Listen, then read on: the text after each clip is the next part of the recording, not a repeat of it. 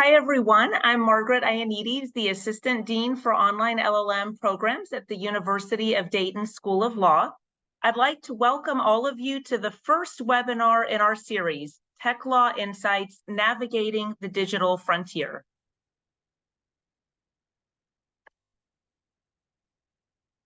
Today's webinar on artificial intelligence is co-hosted with our partner in Brazil, Mackenzie Presbyterian University. You will hear perspectives from two key thought leaders, Professor Pablo Ianello, Director of the Program in Law and Technology at University of Dayton School of Law, and Professor Marco Loscivo, Professor and Researcher at Mackenzie Presbyterian University. At the end of today's webinar, you will also have the opportunity to hear from one of our online LLM graduates, Monica Hayes. She will share her experience about how the online LLM program helped her in her career path in the field of data privacy, cyber, and IP. I'd like to extend a special welcome to all of our online LLM students and graduates joining us from around the world, as well as to all of our university partners. We are recording today's presentation site page for the series. I'll enter the link for that page into the chat shortly. We encourage you to visit that page as well if you're interested in reviewing supplemental resources and reading materials on the topics. We also invite you to sign up for our next webinar that will be held on November 8th in collaboration with our university partner, Universidad de Piura in Peru. That webinar will be focused on the topic of smart contracts. Today's webinar is meant to be interactive, so please feel free to submit your questions through the chat during the presentations. We will also have an opportunity for live question and answer at the end of today's presentations. At that time, we will stop the recording. With that, I'd like to once again and turn things over to Professor Ianello. Hello, thank you. Hi, everybody. Well, it's a pleasure to be here in this first webinar of this second series of webinar of on law and technology that we put together with a very important effort from Margaret, Monica, and our partners in Mackenzie. And special thanks to Marco here. Thank you, Marco. So as Margaret just mentioned, I'm going to share some few slides presenting the topic of artificial intelligence, some basic concepts and a comparative framework in Europe and in the United States. And then I will turn the floor to Professor Marco. He will be focusing on the situation in Brazil. Okay, so Monica, can you see my presentation here? Is this okay? Yes. Okay. So thank you. All right. So let's start. I will try to be brief so that I can give Marco enough space, and also, as Margaret mentioned, also enough space for the Q&A section, as well as time to Monica to present her experience on the online LLM program. But I think that if we want to address the artificial intelligence topic, the smartest way to do that is by start talking on the very concept of artificial intelligence, because everybody knows that this is a trending topic nowadays, right? Everybody loves to talk about artificial intelligence and the problems of artificial intelligence and the challenges of artificial intelligence is posing upon us. But do we really know what an artificial intelligence is? Well, the concept is somehow difficult to define, right? Here are a couple of possibilities when we explore definition. Okay, so an artificial intelligence is the ability of a machine to display human-like capabilities such as reasoning, learning, planning, and creativity. Artificial intelligence enables technical systems to perceive their environment, deal with that perception, solve problems, and act to achieve specific goals. Now, This is important because, or this definition I consider like are important because they will give you a flavor that artificial intelligence is a broad concept and is much broader than we think. And when we usually talk about artificial intelligence and the problems, okay, that we are seeing every day on newspapers, we are talking about something specific, all right? Okay. So here are some concepts that are important within the definition of artificial intelligence. So there are many types, there are many kinds of artificial intelligence. Okay, this webinar is going to be too short in order to explore all the kinds and the possibilities of artificial intelligence. Okay, in fact, we might need even some guy from the computer science department if we want to go deep in the technicalities of that. But there are some concepts that are important from the legal perspective. Some artificial intelligence use machine learning, okay, as a component. Okay, so machine learning can be described as the algorithm that scan data sets and then learn from them to make educated judgment. So basically, the key issue there on machine learning is on the word learning, okay? So you have a system that is capable of doing some learning process. Now, how do they learn? That's another issue, okay? There are many ways of learning, okay? Many ways. Bayesian system, neural programming, like different ways. We might want to concentrate on one way of learning, which is deep learning, okay? Now, why deep learning? Deep learning is a subset of machine learning, okay?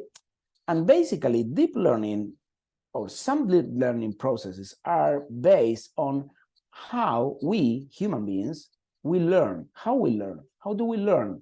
How do we learn when we go to school, okay? In primary, elementary school, okay?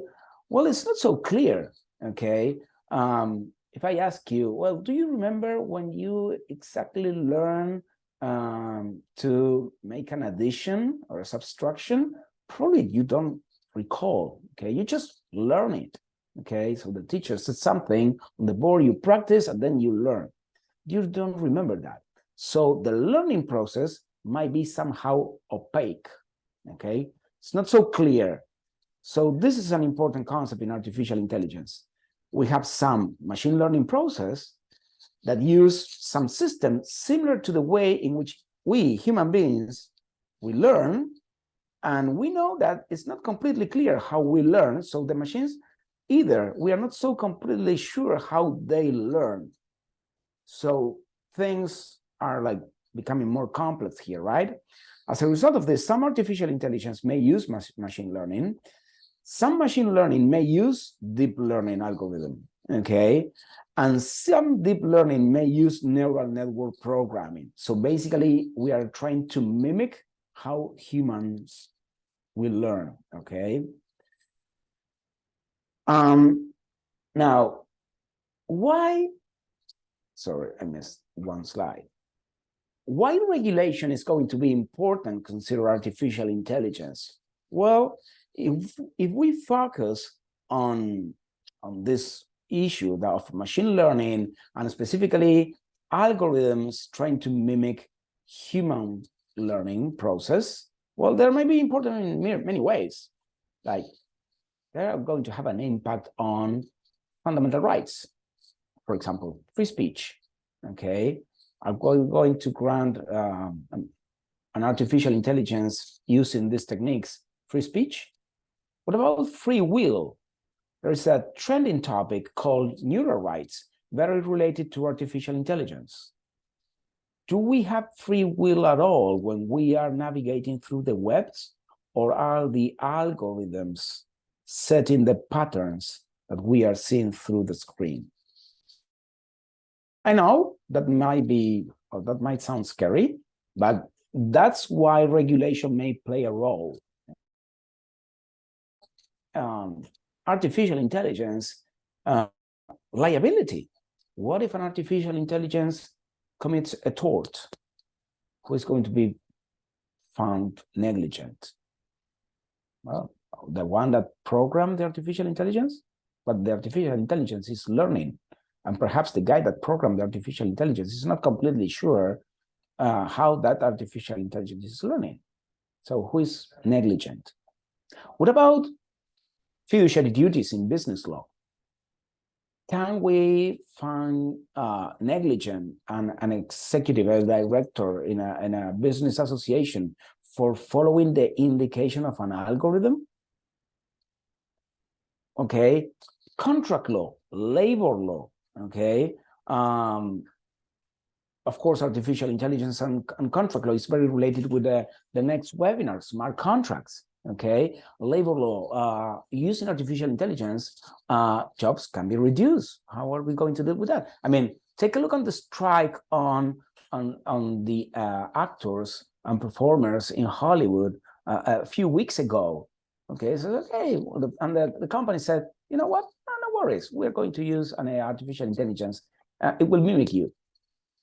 Well, that's something that we haven't heard so far yet, right? Not so common. Now, let me take a look on some approaches to regulation. Okay, basically, I will mention a couple of things on two approaches: the European approach and the US approach. Okay, the European approach is a risk-based approach. We are familiar with this kind of risk-based approach within the European Union framework, because if you are a fan of law and tech, probably you have heard of the General Data Protection Regulation, the GDPR, and if you like privacy, of course, you have heard about this. And this is a kind of regulation which is risk-based. So Europeans love this approach.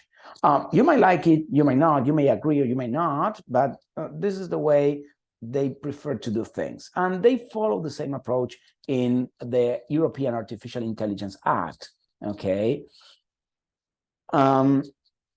which contains a very interesting classification on artificial intelligence, okay? The Artificial Intelligence Act proposed different risk levels on artificial intelligence, and depending on the risk the regulation perceives, allow or ban the artificial intelligence, and if allowed, gives you some directions on the level of transparency required to perform that artificial intelligence task. So here are the most significant classifications. Unacceptable risk, okay? So basically, these are banned.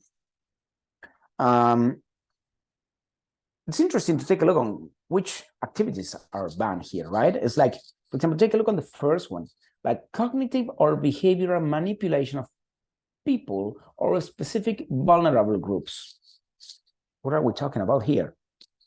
Kids, okay? So for example, you know, kids may have a cell phone and, well, you know, says, you want to play? Oh, you didn't make it. Try again, okay? And by this try again, it's like they are like trying to promote the kid to continue playing and playing and playing. So the way that the algorithm is performing the task may have some subliminal value that is not so easy to perceive, okay? And this may pose serious harms on kids, okay? That's why they are banned, okay? Biometric identification, okay? Like real-time identification on people. Like you are walking on the street, they got you in a camera and they know who you are, where you're walking, where you're getting towards to. It's like, this is banned, this in Europe. This is forbidden. Now, high risk, okay? Every artificial intelligence mechanism that falls within the scope of sensitive activities for European Union is going to be considered high risk. What are we talking like sensitive regulation in European Union? All safety regulation, for example, health, and some key categories that are enumerated in the European regulation. For example, I just mentioned a couple: immigration and labor regulation. okay? Basically, if you take a look on the list, what you will find is a common denominator is that they are all affecting fundamental rights. So if you have an artificial intelligence performing a task in those areas, you can, but you must provide a transparency plan so to be sure that we understand how the artificial intelligence is performing the task, okay? And of course, a separate note on generative artificial intelligence, which is like the star during these days, of course, because of the ChatGPT and all this thing. Well, there's a specific chapter for that, okay? That you must explain how this artificial intelligence was developed, that there are safeguards that prevents the artificial intelligence to take content illegally from the web, basically in order to prevent copyright infringement.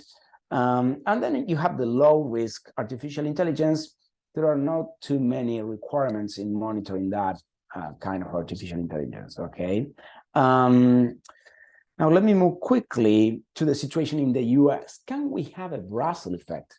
This is a common question in many papers nowadays. Now, the regulation in the US is not as advanced as in the European Union for a reason that I'm going to explain in a minute. Now, first things first, what is the Russell effect? Well, the Russell effect became popular with the GDPR, the privacy regulation. Basically, the Europeans designed legislation so that that piece of legislation may have an extraterritorial effect. Okay, so when you have a European regulation, but it's having effects outside the European Union, well,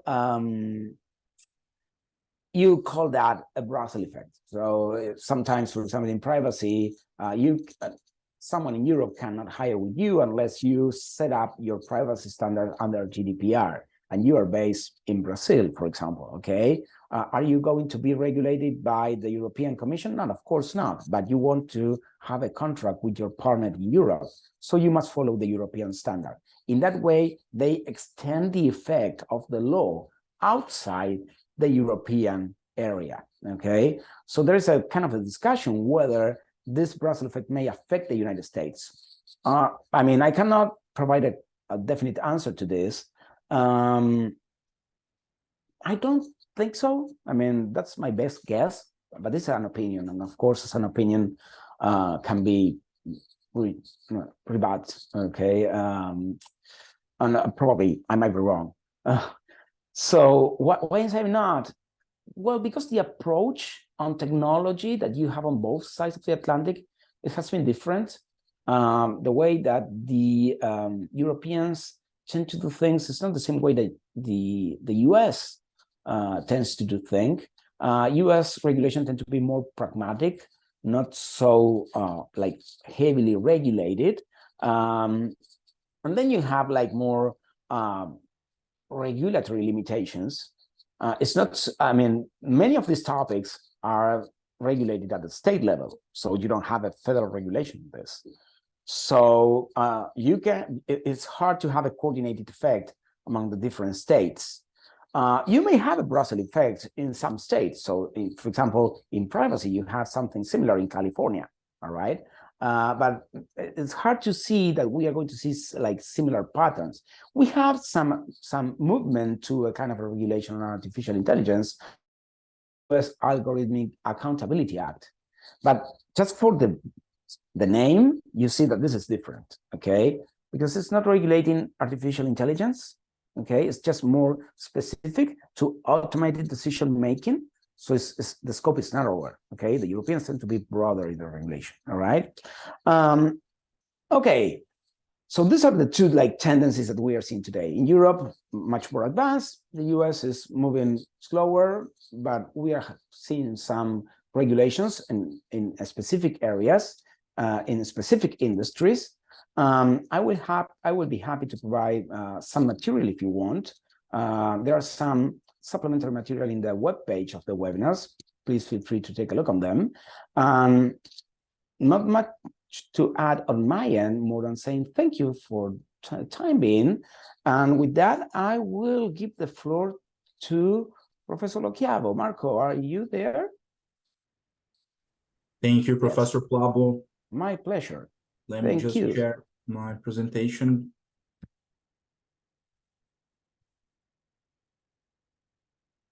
Is it okay for you guys? Yeah, that's great. Thank you. Perfect. You can. So thank you so much for the invitation, for Professor Margaret and also Professor Pablo. My name is Professor Marco Loschiavo. I'm from São Paulo, Brazil, from the University Mackenzie, Presbyterian University Mackenzie. And the topic I will briefly comment today is about our artificial intelligence legal framework that is under discussion in our parliament. So I will provide a brief overview about the topics that are in discussion in the bill, especially on the topic based on the regulation. So the first question I think is important as to understand is what is the importance of AI legal framework in Brazil? And so for those who are not familiar with Brazil, since the 90s, Brazil economy has been undergoing an intensive process of transformation. And this can be easily understood as a process of consolidation of the digital economy.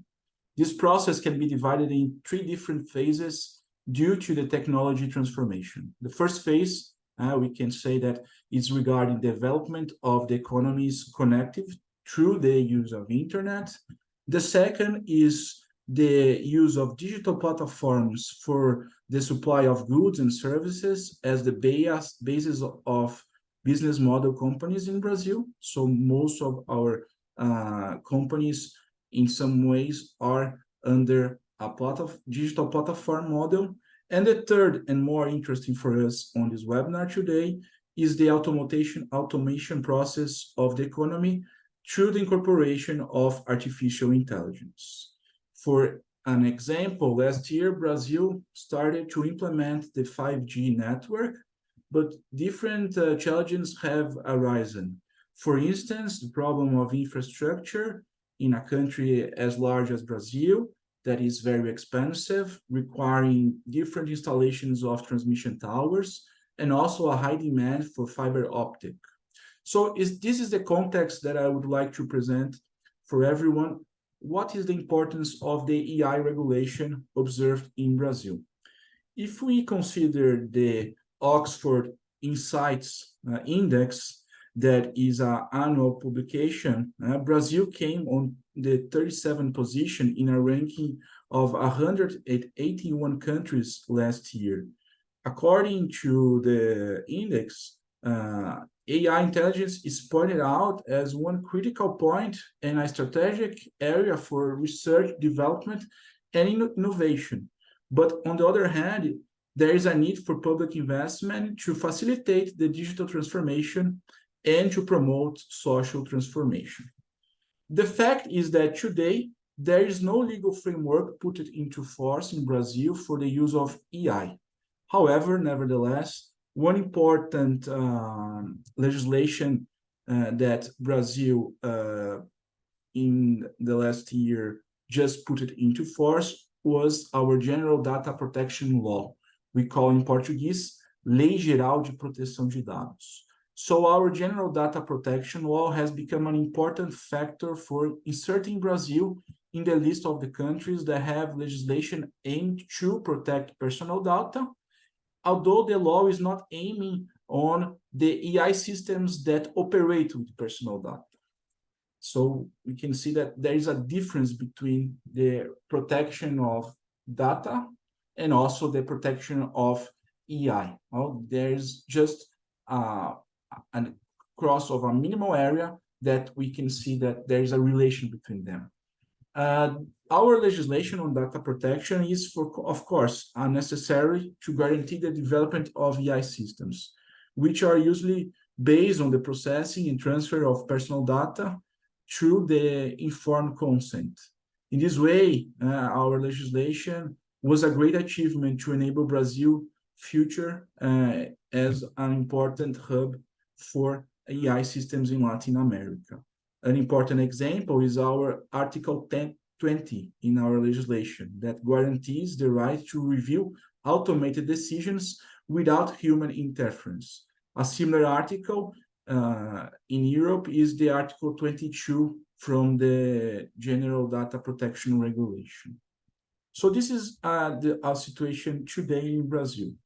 But there is a discussion happened on the parliament about the need of a complement of a new legislation regarding specifically artificial intelligence. In February of 2022, last year, our Senate created a special commission of jurists to draw a draft regarding how to regulate artificial intelligence. The name of this bill we call PL, Projeto de Lei 2338, 2338. And this project is known as the legal framework for artificial intelligence in Brazil.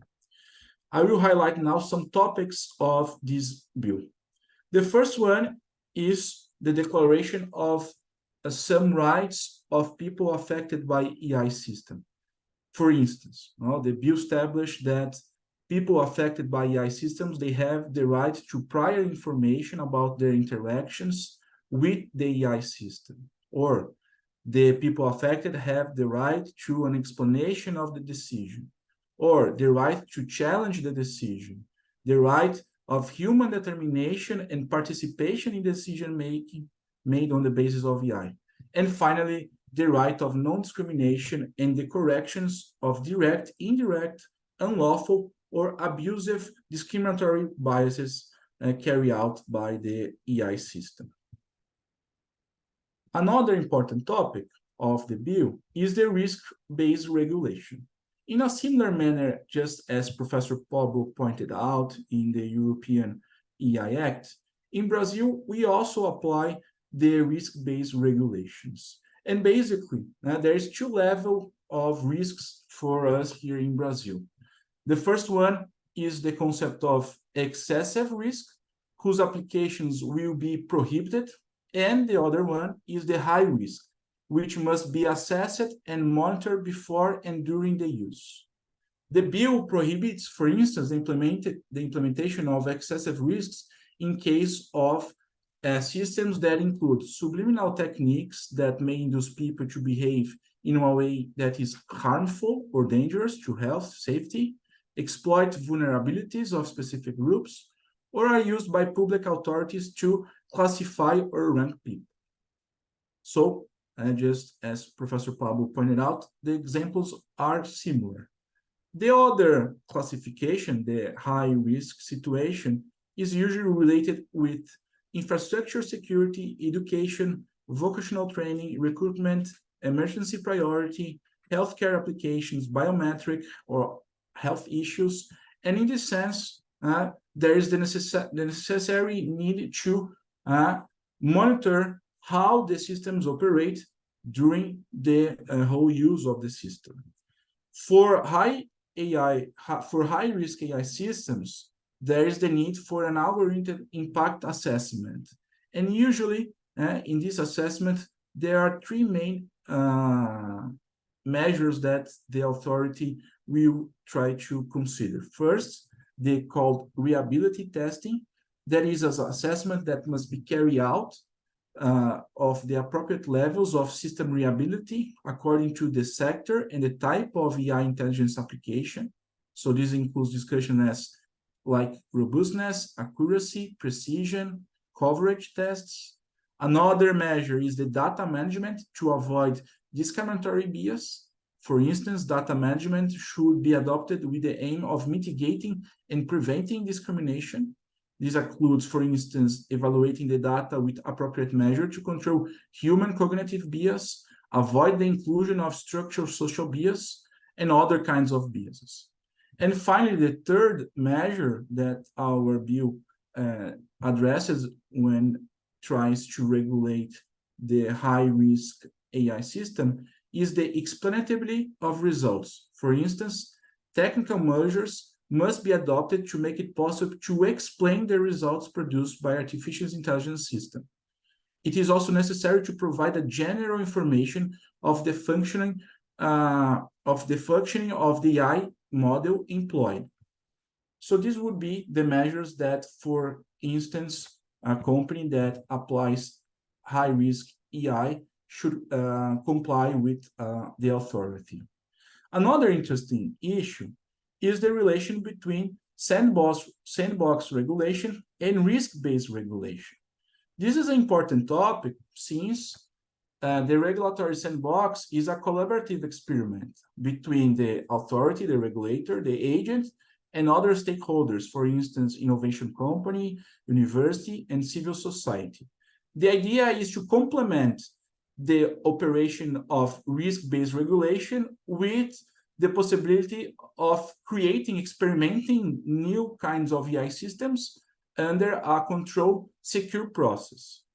Usually, the sandbox regulation aims to test the innovations in a regulatory framework adopting a structured methodology.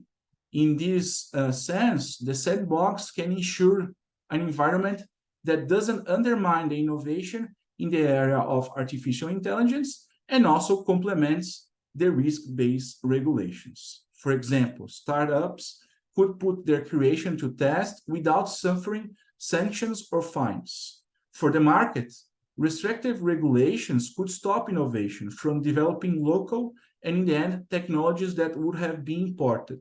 So this is important. Perhaps there's not just one model of regulation for AI systems. Perhaps we could discuss different models that, in the end, could be combined. Another topic in the bill is the civil liability.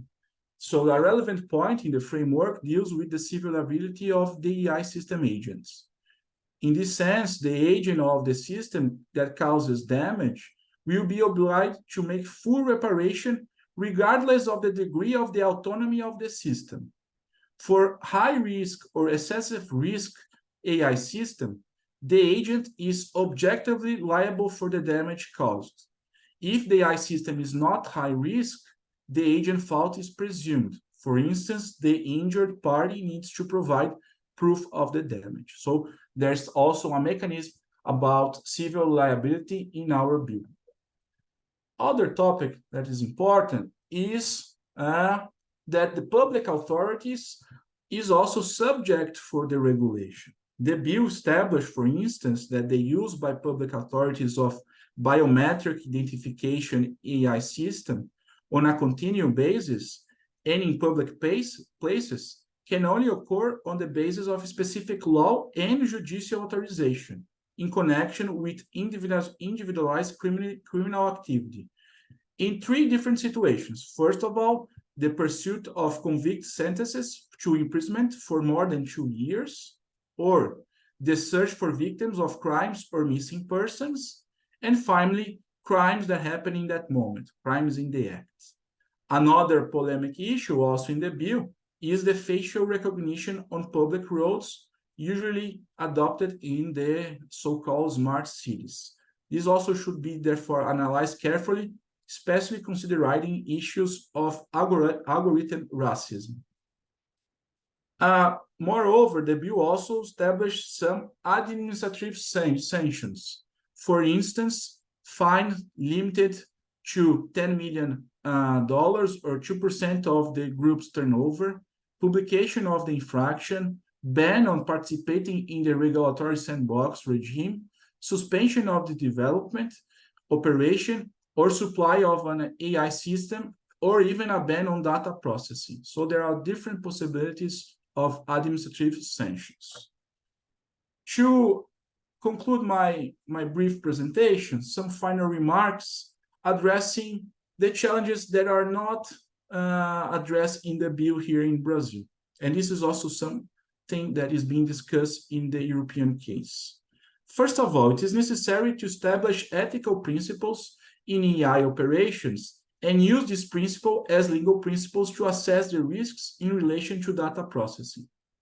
The legislative debate today in Brazil about this topic is driven to the importance of regulating AI based on the precautionary principle.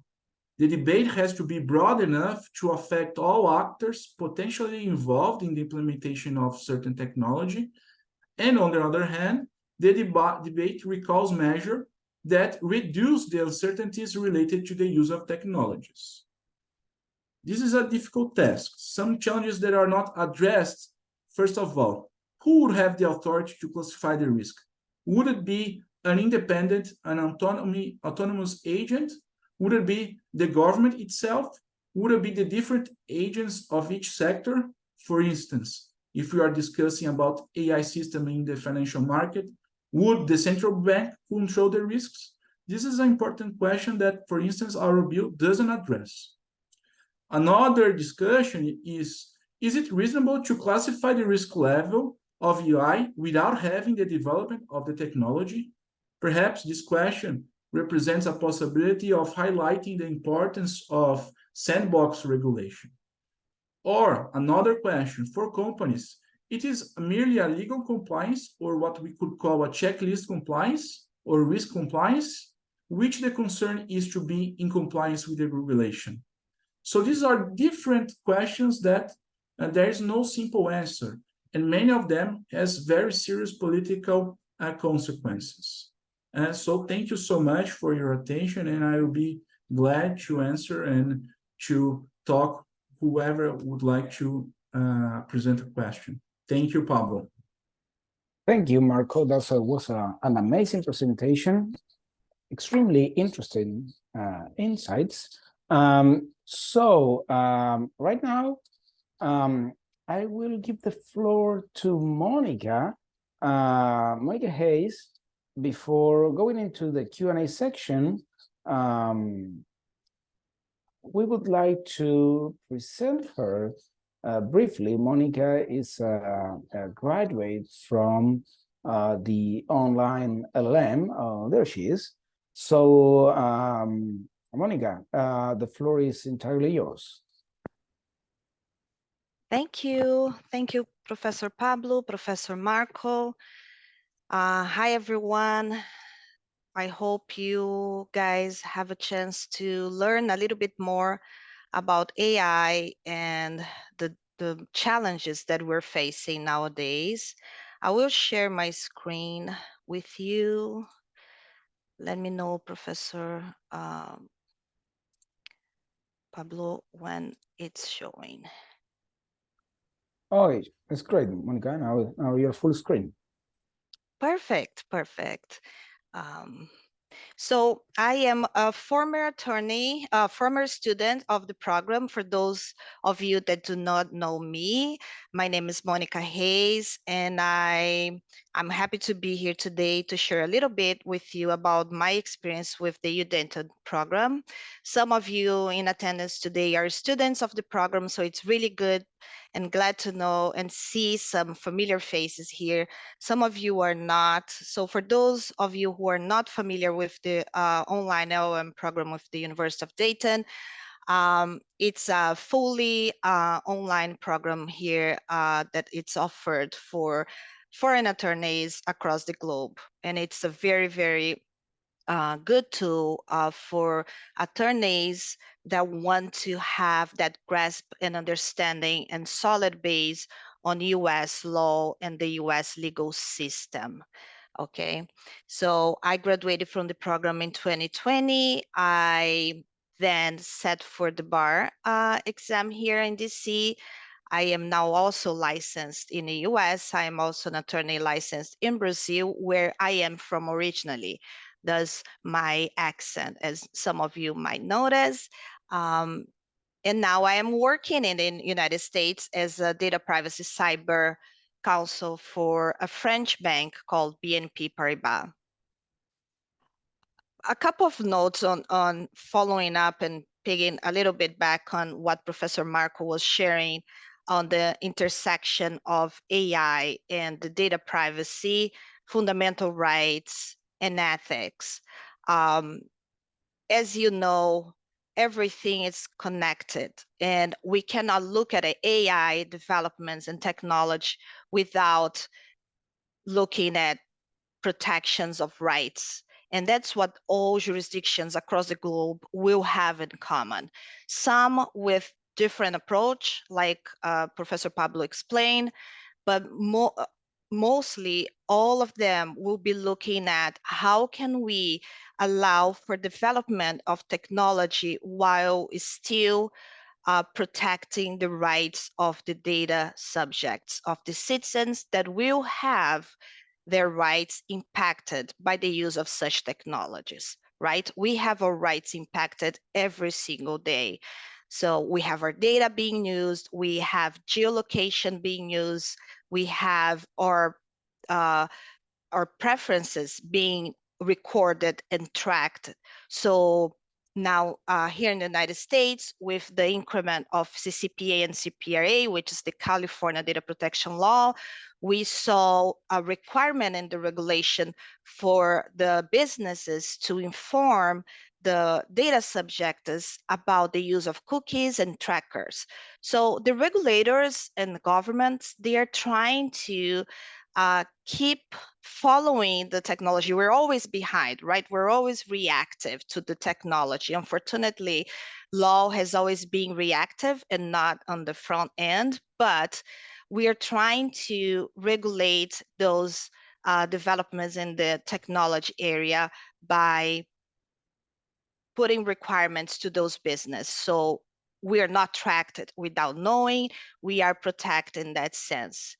And why I'm saying all of that, it's because it's important for anyone that wants to either work in this area, in the digital space realm, either in Brazil, in the US, or anywhere else, to have an understanding of the legal systems, the fundamental rights, the constitutional rights. In Brazil, as a civil legal system country, we have a constitution, so we have constitutional rights. Same here in the United States, even though we're a common law country, we also have constitutional and fundamental rights, and the same for Europe. So anywhere that you go, it's important to have a really solid base and legal understanding, because you cannot say I'm an expert in AI and not know what comes behind everything and what's the backup of the legal system in those jurisdictions.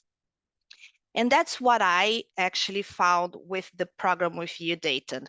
So I was here living in the United States, wanted to practice law here, and a way for a foreign attorney to practice law in the United States is by completing an LL.M program. And what I was looking at an LL.M program, it was that it would be a program that was ABA accredited, that was focused on the US law and legal system, and that was flexible, because at the time I was moving around too much and I couldn't stick to one place. So a fully online program is the only way that I could go. And that's when I found the program with the University of Dayton, which served me greatly. And it was really a great experience and allowed me to be able to sit for the bar exam here in DC and successfully pass the bar, thank God. And thanks to the faculty at the University of Dayton as well. They were always so supportive and helpful throughout this journey, which is not an easy journey, but as many of you are in the course of doing it, don't be discouraged. Just keep putting on the work and you will be able to finish that process as well. So that's a little bit of what I wanted to share with you. Here we have a slide that has some small information that's just reinforced what I just said. It's 100% online, this program. It's asynchronous, which means you can watch the classes and do your activities in your own time. You can earn your degree, the LL.M degree, in as little as 1 year. And the University of Dayton also offers generous scholarship for those that are eligible. There's no requirement for you to be on campus, so that's also helpful if you're living in another country. It's a curriculum that's focused on the bar requirements. So if you are intending to sit for the bar in the United States, that's very important. So we are aligned with California, Washington, DC, Washington State, and most recently with Maryland as well. there is tons of support across the faculty and the university. So we have academic success services, library resources. You have me. I am also acting as a consultant for the program, helping students that are going through the same path that I've been through, and helping, with all the difficulties that you face when trying to achieve that goal of sitting for the bar here or completing an international degree as this one is proposed to. And just a little screenshot here of the types of courses that you would have within the curriculum of the program. So you see that you have like the basis, constitutional law, civil procedure, introduction to US law. So really it's almost like a mini Juris Doctor program, if you will, in a way that you will see everything that you need to really understand the legal system in this country, in the United States, and to be able to sit and successfully pass the bar exam here. And with that, I will ask Professor Pablo or Margaret if you want to lead on, or if we have questions from the attendants, either on my presentation or Professor Pablo's or Professor Marco's presentation. Sure. Thank you, Monica. Thank you for this clear presentation on the advantages on the online LLM offered by University of Dayton School of Law. Just a quick note on that. I would like to add that even if you don't want to practice law in the US, an online LLM might be a great career opportunity. A lot of companies worldwide may look for graduate from US LLMs because they know the US legal language, which is a very important asset. I would say the key asset for practicing law at the worldwide level. I don't know if you agree with that, Monica. Yes. Sorry, I was on mute, but no, sure. Yes, totally agree.